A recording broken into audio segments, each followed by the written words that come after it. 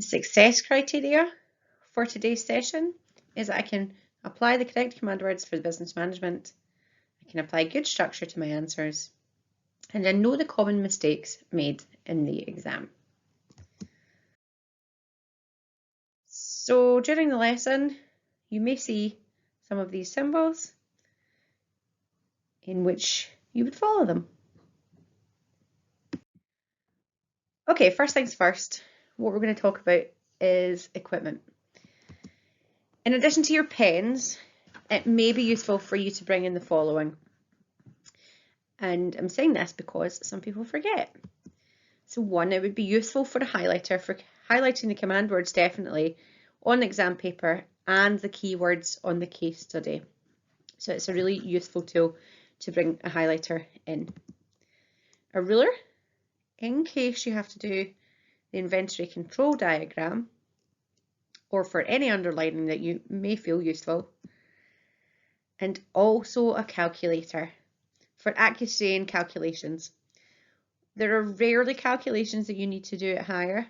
However, it's best to be on the safe side when it comes to calculations. So the next thing we're going to talk about are your layout of the answers. Now, many of you may be coming from a crash hire background in which different subjects like modern studies or history have certain ways that they wish the exam to be laid out. So we're just going to go over the advice from me for the hire. Now, it may be useful for you to bullet point your answers, and this does two things. One, it helps you structure your answers clearly so you know how many points that you've made, and it helps the marker identify your points. Now, when I'm talking about bullet points, I'm not talking about listing. I'm just talking about giving a clear structure. So if you were asked to explain a question, I would expect an explained bullet point. So here is an example. Explain the benefits of purchasing centrally through the NHS supply chain.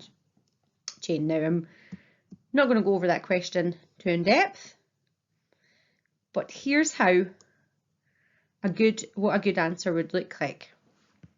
See here, I've used my ruler to underline, or you could use a highlighter. I've underlined the point, and then I've gone on to explain my answer. So I've just bullet pointed there, and you can see there that I've made 1, 2, 3, 4, 5 clear explained points. So then it's easier for you to then go back through, if you're stuck on anything, to add on answers. Now, the timings of the exam are 2 hours 45 minutes. It's quite a long time to sit there, and it's worth 90 marks. And I would be suggesting that you are working pretty much right up until the bell, so to speak. Now, it may be useful for you to split up the exam for timings so that you're not rushing at the end. Section 1 is just question number 1, and that is a mixture of topic questions. There's usually about 8 questions there, ranging in size of questions, and that's 30 marks. And that equates to roughly about 75 minutes. So taking into consideration that it would take approximately 25 to 30 minutes to read the case study carefully. Section 2 consists of questions 3 to 5, and that consists of 4 15-mark topic questions. And again, they are varying in length from 1 mark to 8 marks. I think the most that you would be asked is approximately 8 marks. But that doesn't occur very often. A lot of the time, the questions are 5 markers. Those are worth 60 marks, which equates to about 90 minutes for that section. So roughly 22.5 minutes per question. Now, these are just approximate timings to work towards. but obviously you might find some questions easier than others in which that you could use the time elsewhere. So I certainly will be using the full, recommend you use the full time of the exam. If you finish 30 minutes early, that's an indication that you've maybe not had enough detail in your answers, in which I would just urge you to go back, add in, because we do positive marking, therefore you've got nothing to lose. So what you can always do, you could always leave some space in between each question just to go back. So those are my top tips for the timings of the exams. Okay, we're going to spend a good chunk of our time looking at command words today, because believe it or not, one of the most common mistakes in the higher exam is not answering the command word correctly. So for example, if you're asked to explain but you describe, unfortunately you get no marks. So it's really important that we have clarity on the command words. Just a reminder that the command words direct us to how the question should be answered. And as I said, it is important that we know these well and apply good structure to our answers. It also helps us save time in the exam so that we can get the best out of our answers. So you may remind yourself of this. This was the National 5 Business Management command words. And there's, in theory, all of these questions could come up at higher. However, the ones that are starred are the ones that we're going to focus on and that are most common at higher level. So the first command word we're going to look at is describe. And describe means provide a thorough description. So what I would suggest here is that you're aiming for a sentence or more. And if you're struggling for that, then use examples to help. Examples don't necessarily get marks, but they strengthen your answer just in case your answer is a little bit weak. I'm going to give you a question here, focusing on pricing strategies. Describe, you can see how there that I've highlighted the command word just to reinforce what I've got to do. And you could also use your highlighter to highlight the other points such as penetration pricing and market skimming. So that is a 4-mark question. And what I would like you to do at this stage is I would like you to pause the video and take approximately 6 minutes to answer the question.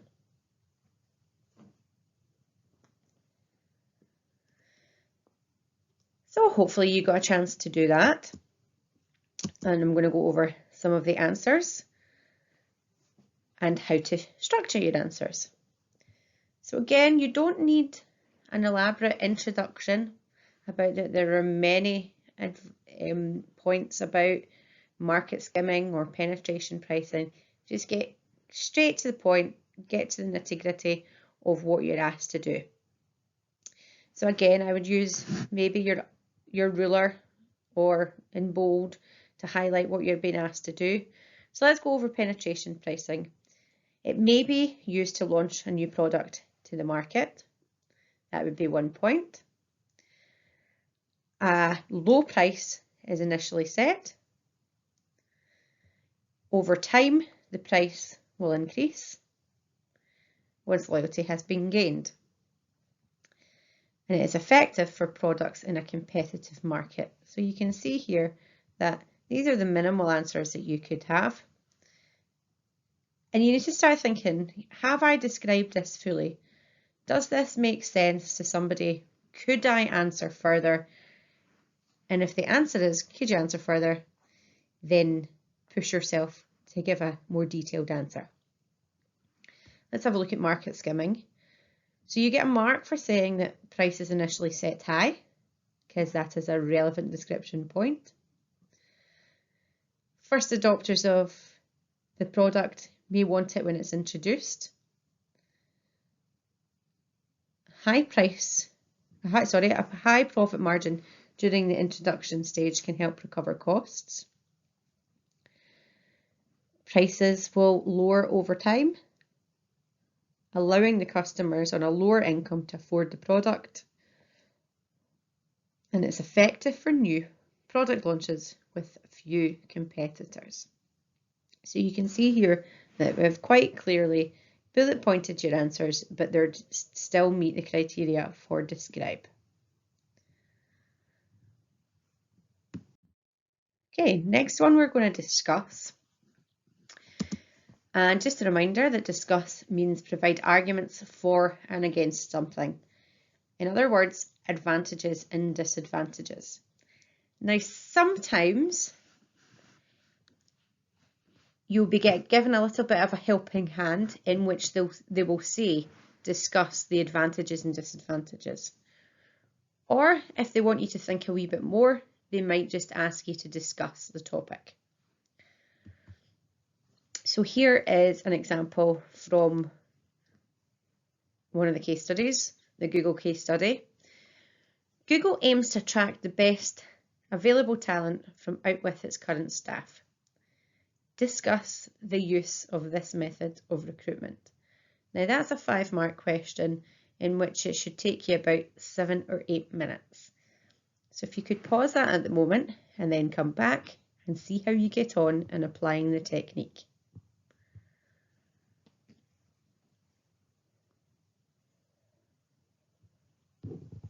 Okay, so welcome back. Let's go over the answers. And again, discuss. I'm not looking for an introduction to say there are many advantages and disadvantages. That's just wasting time when all we want to know is, can you provide arguments for and against? So you could use your ruler at this point, or just bullet point your answers like this, but make it clear that these are advantages and disadvantages. So again, you're spelling it out to the marker. So advantages. Fresh new ideas are brought into the business. And I've forgotten a little bit there, that should be on the next bit, which means a wider pool of talent to choose from. There's no gap created by promoting within. It can avoid jealousy from being created from one existing member of staff being promoted over another. Disadvantages. It's timely to recruit and select from such a vast pool. Induction training will have to be carried out, which means lost production time. So see here, these little circles, these indicate what's called a development point.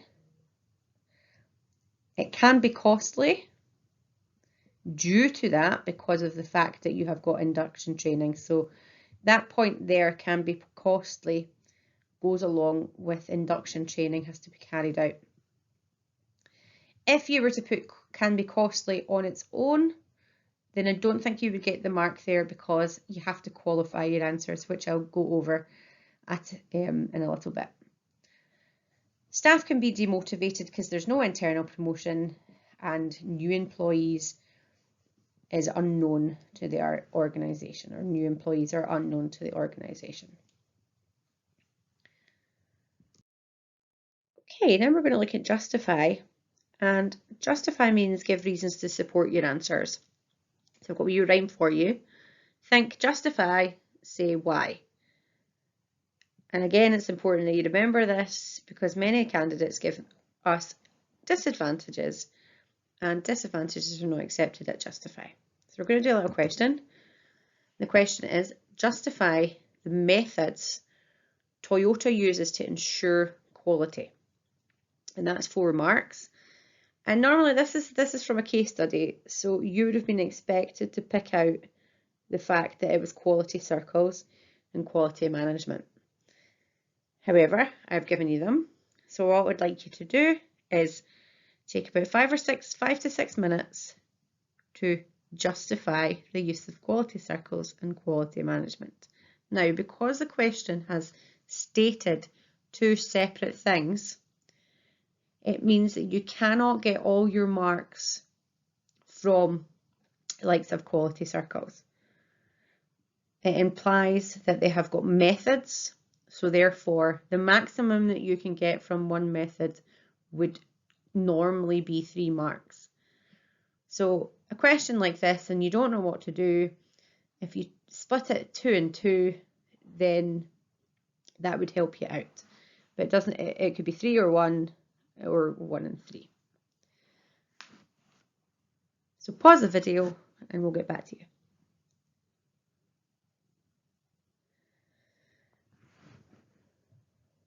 Okay, so welcome back. We're going to go through the answers.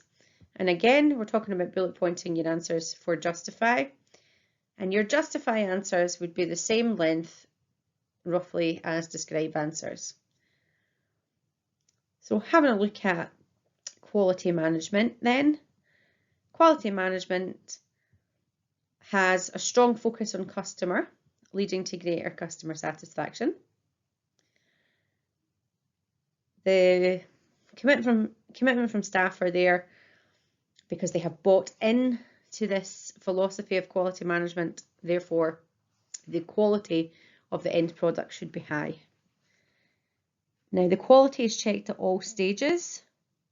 So quality assurance is built into quality management, which means that because they've checked at all stages, it means fewer products are not being up to standard. So they're good quality. Highly skilled or trained staff also results in good customer service because they place a lot of emphasis on training and quality training. Quality inputs lead to high quality product or service.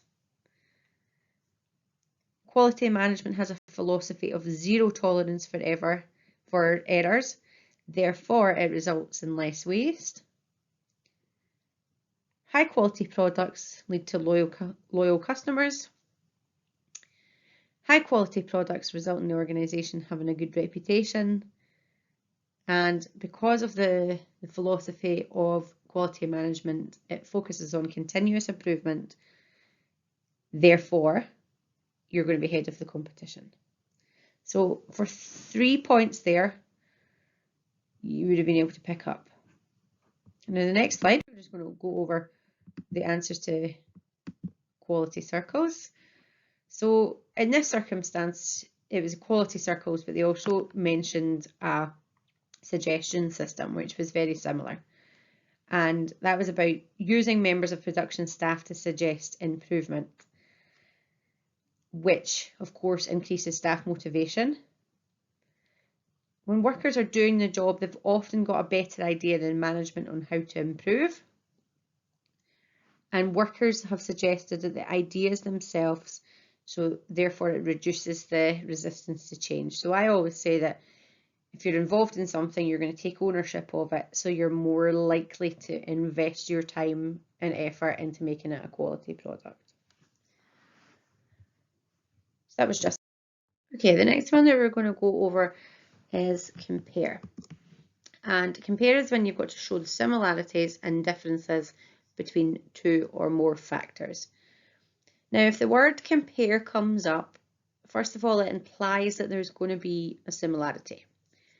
It might not always be the case, but mostly that they will have something similar in there. So we're going to do a question for you, but we're going to talk about public limited companies and public sector organisations first.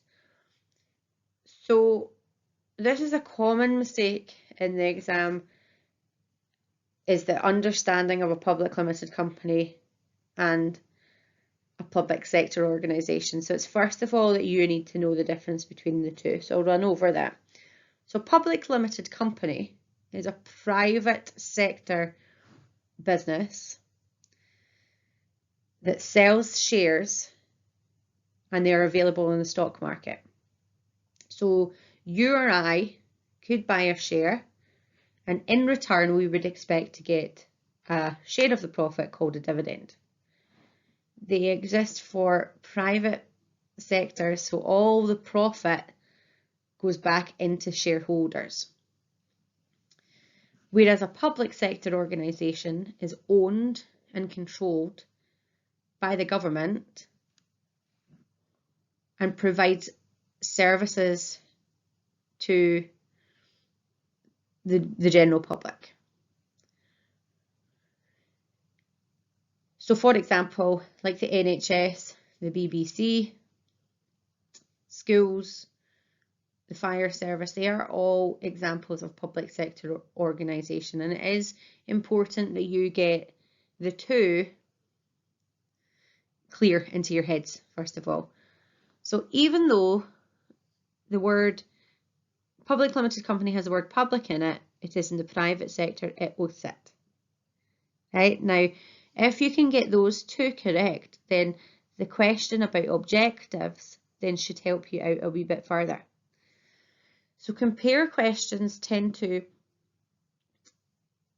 be a wee bit longer to take a wee bit longer to answer, because you've got to have an A or a B, or you've got to have a similarity. So watch when you're doing this question that you have to, and I'll repeat this again, that you've got to have two parts to it. This is why it takes a wee bit longer. So have a go at answering that question. Also, what I would say is that we are looking for a keyword or two keywords. We're looking for you to use the keyword whereas in the middle of your 2 points, or both have. So welcome back. We're going to go over the answers.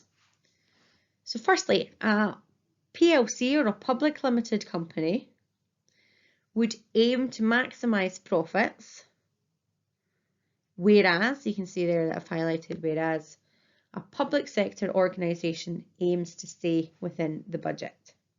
So it should be something similar you're trying to match it to.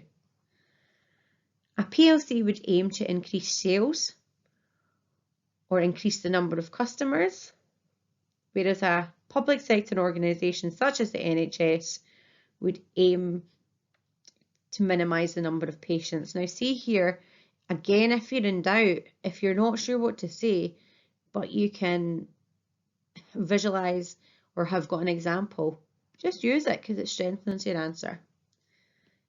A PLC would aim to grow their business globally or focus on growth, whereas a public sector organisation would aim to provide regional or national coverage. Both organisations aim to improve the best quality of service possible, and you could have had another answer down there that's focused on both organisations want to be socially responsible. So you can see here that I've matched, I've got an A point and I've got a B point, or I've got a both point. Now, it's really important that you avoid words like doesn't, isn't. So for example, this is a bad example. A sole trader has unlimited liability, whereas a partnership doesn't. That is not enough. What's also really crucial there is that if you're talking about expense, like one method is expensive, whereas another method is cheap, you've really got to compare it in terms of tell me why. You've got to qualify at least one side of your answer for it to make sense. Okay, next we're going to go over distinguish. Now, if you can do compare, you can do distinguish, because distinguish just shows the differences between two or more factors. So the exact same technique is applied this time. However, you can't have any answers that say both. So let's have a look at this question. Distinguish, make a difference. Again, you could highlight that keyword if you wanted to. Between a low pricing strategy and a premium pricing strategy. Now this time we'll just take 4 minutes to try and have a go at this.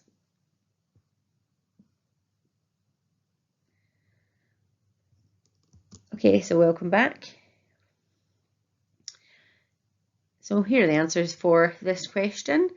A low price sets the price lower than the competitors, whereas premium pricing sets the price higher than the competitors.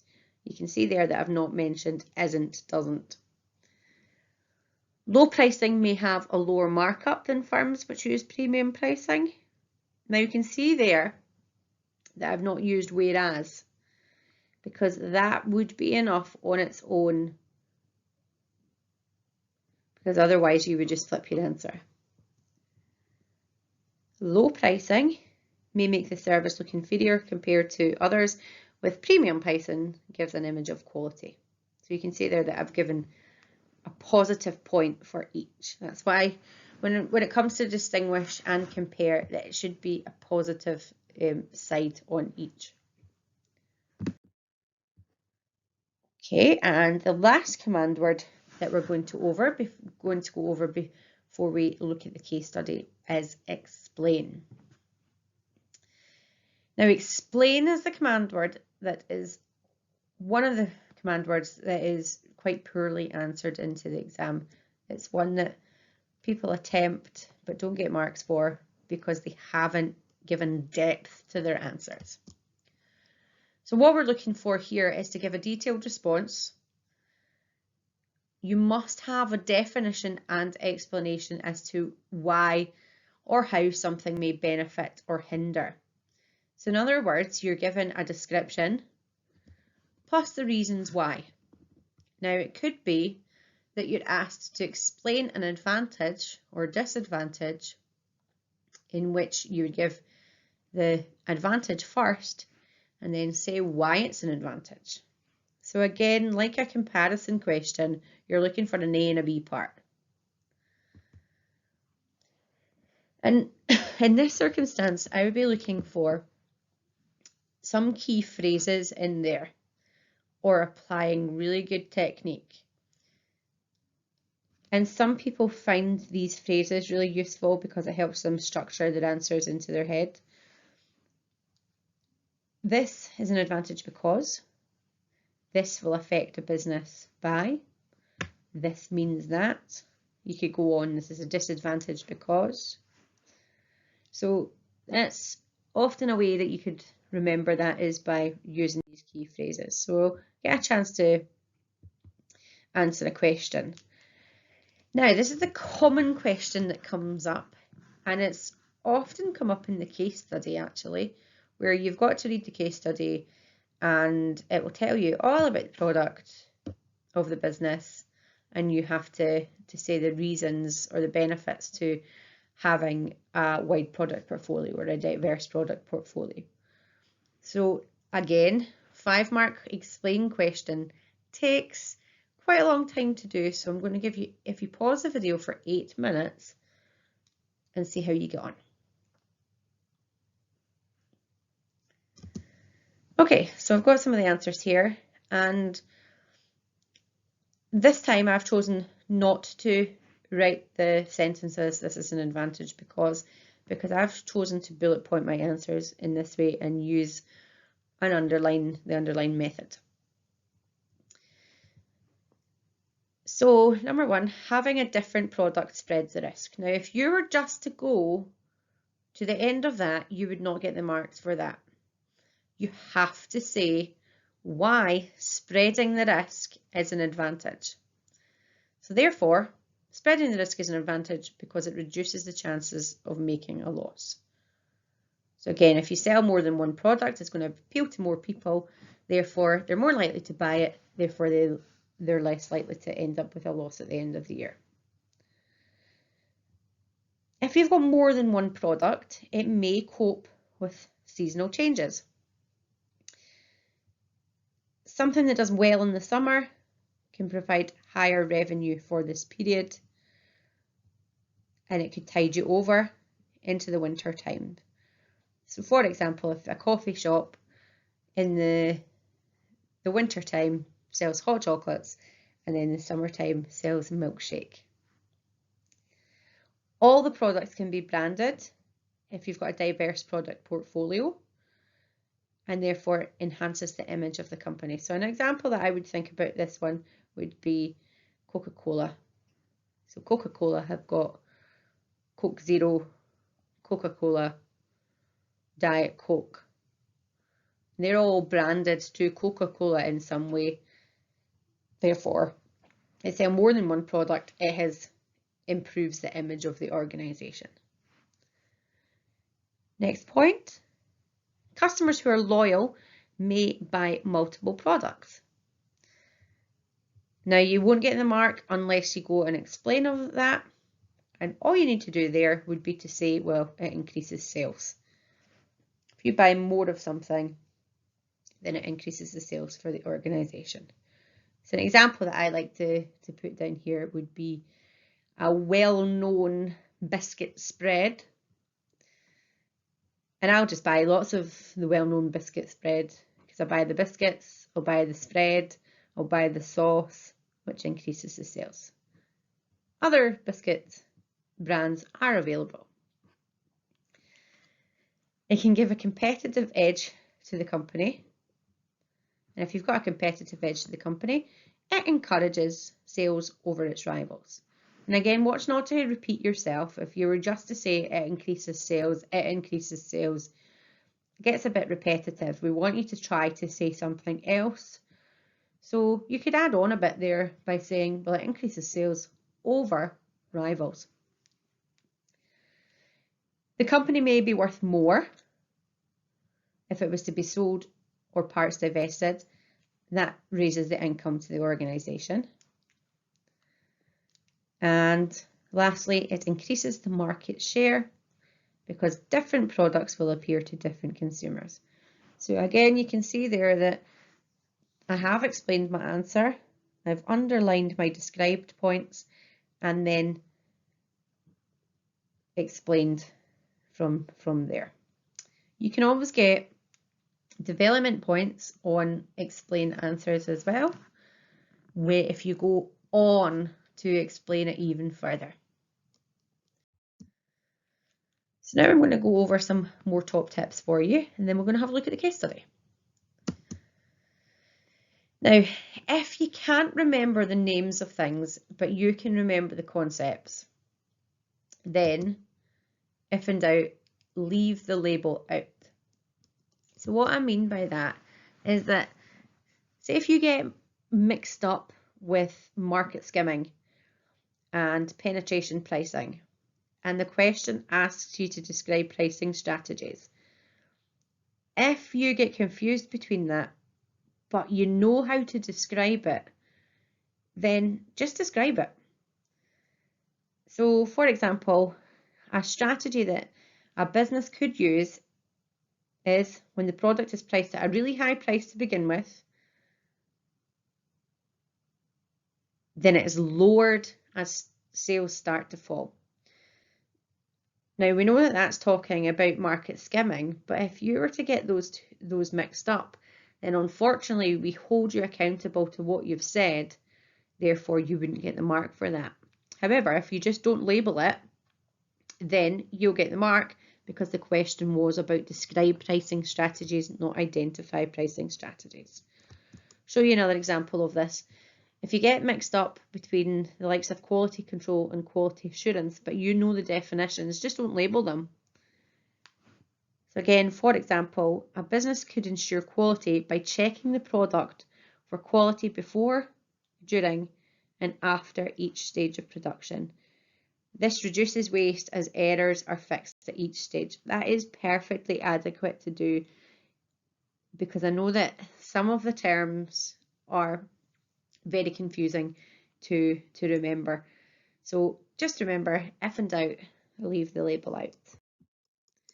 Okay, another top tip is that you really need to qualify your answers.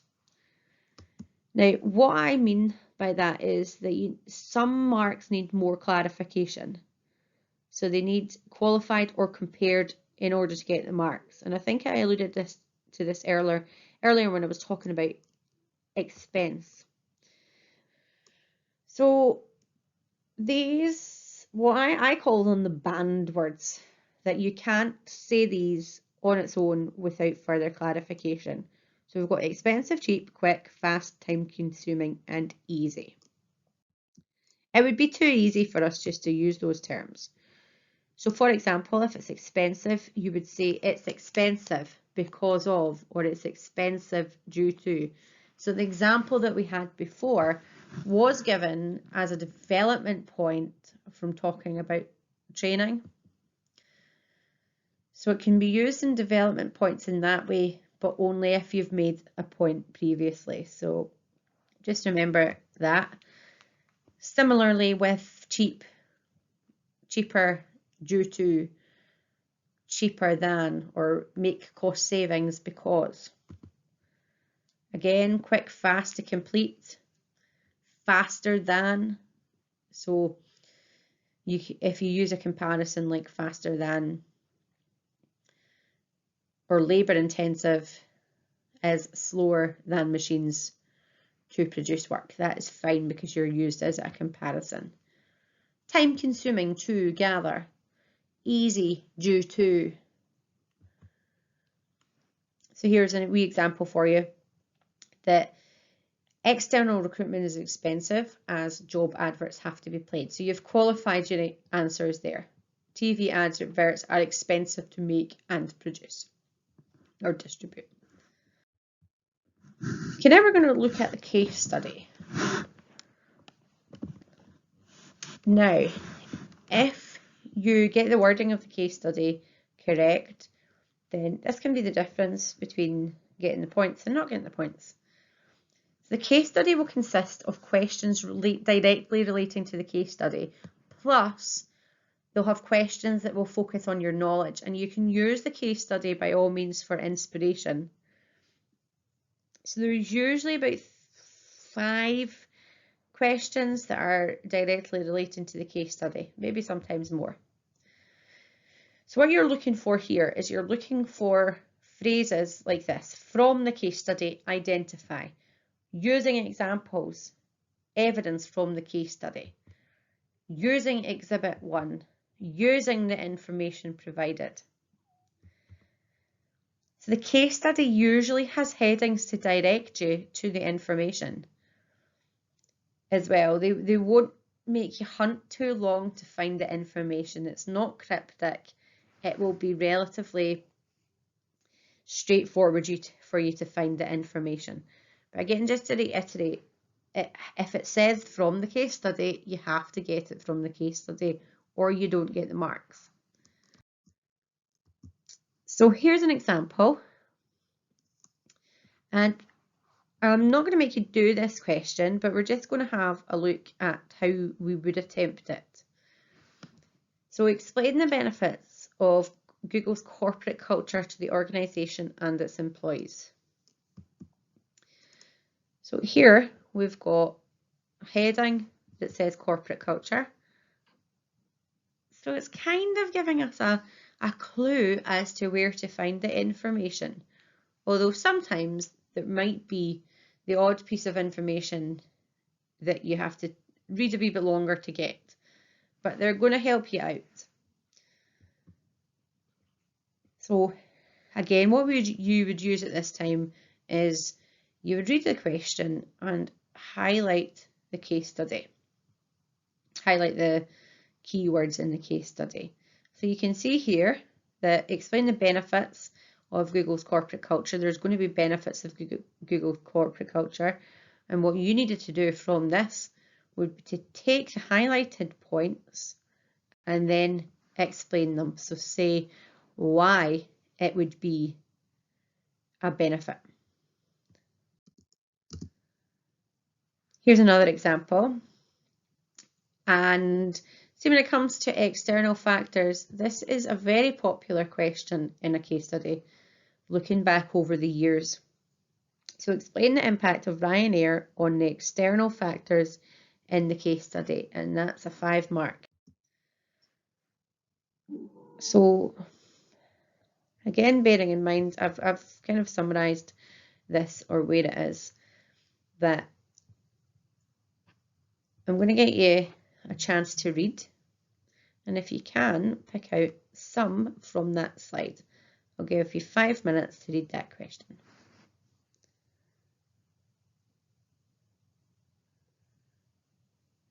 Okay, hopefully you managed to find some external factors in that case study. I'll go on to the other slide and you can have a look at that. Again, take approximately 5 minutes.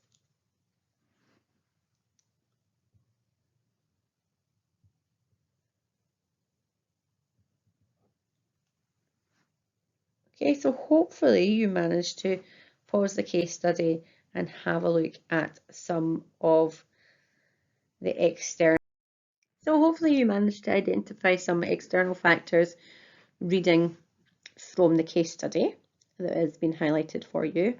So the first one that's an external problem is the fact that Ryanair was voted the worst brand for customer service. Then the next one over here was that they were considered so poor by Italian's competition authority that they received a £550,000 fine. And then also down here that the weaker sterling and higher fuel costs affected them. But there is more. And over here is that competition purchased hardware, which allowed passengers to stream videos. And they were also involved in certain legal cases. So let's have a look at the next slide to see how we could explain that. So you can see there that all we did there was highlight the external factors, but because the question asked you to explain, then you have to explain. You can't just lift from the case study and then that's it. The command word said explain. So the Which report named Ryanair worst brand for customer service in 2013. That would damage the reputation of the company. Italy's competition authority fined Ryanair. And again, the disadvantage of that would be that it would lead to cash flow problems because a lot of the money would be going out. The weaker sterling or increased costs lead to fewer travellers going abroad. The advancing technology is forcing Ryanair to consider the purchase of hardware. Therefore, a development point from that could be that they decide to offer Wi-Fi support, and that will require additional training. We also identified that rival carriers may force Ryanair to lower its prices, and that's a disadvantage because they're going to have to offer further discounts, reducing profits, you could say. And therefore, and the last one was that the legal case, EU court justice ruling voted in favour of Ryanair and prevented unauthorised website searching. Disadvantage of that will make Ryanair more competitive against comparison pricing sites. Sorry, an advantage of that. So when it comes to impact or effect, it doesn't necessarily need to be a disadvantage. It could be a positive effect as well. Now, at that point in that case study, you didn't need to identify whether it was a political factor, an economic factor, and so on. It just, if you know these off by heart, then it will make answering the case study in a question like this more straightforward because you will know what category it comes into. But it might not ask you to label them. Now, just when we're thinking about answering questions, and in particular answering explain questions, because I know it can be sometimes challenging to go further on and explain a point that you've learned and you understand, but sometimes it can be tricky. So I've got a wee strategy for you here. If in doubt, think topics. Right, now this is an acronym just to help you. This is not in any coursework whatsoever. It's just one of my top tips to help you get there. So the T stands for time consuming. An advantage or disadvantage could be for something that it is time consuming or it is time efficient. Objectives. You can always talk about the objectives, reaching the being market leader, achieving growth, achieving good customer service. Mostly you could talk about profits. Do they increase? Do they decrease? Has share prices increased? Have share prices decreased? Often you could talk about the image of the company. Has the image of the company improved, or the reputation improved, or has the company's reputation been damaged by something? You can always mention costs, but just a reminder that costs will have to be clarified. And sales. Often these answers are in there somewhere. So if in doubt, if you can't think of what to say, think of topics. And it works most often if you're stuck. So again, it might be useful to write this down on your exam paper to help you out, just as a helping hand to get you there. Okay, we've come to the end of the session, and just to give a quick review of the learning of what I've been talking about. So equipment, bring a highlighter, ruler, calculator into the exam. You may find these useful to help you structure your answers. To have good structure to your answers, I would suggest that you bullet point them to make it clear to yourself how many points that you've made. Make sure that you know your command words and you know how to structure them. It would be a shame if you went into the exam and forgot how to answer an explain question, and because unfortunately we can't give you the mark if you've not explained the answer. So just be very careful about the command words. Just remember, from the case study, you have to use the case study. So that's when your highlighter would come useful, to make sure that you actually get it from the case study. Don't forget to qualify your answers. Explain, cheap, quick, fast. And if you can't think of anything to say when it comes to explain answers, think topics, and that'll help you get there. So thank you for listening. The next steps, we're going to break down some topics for more focused revision. Hope to see you again.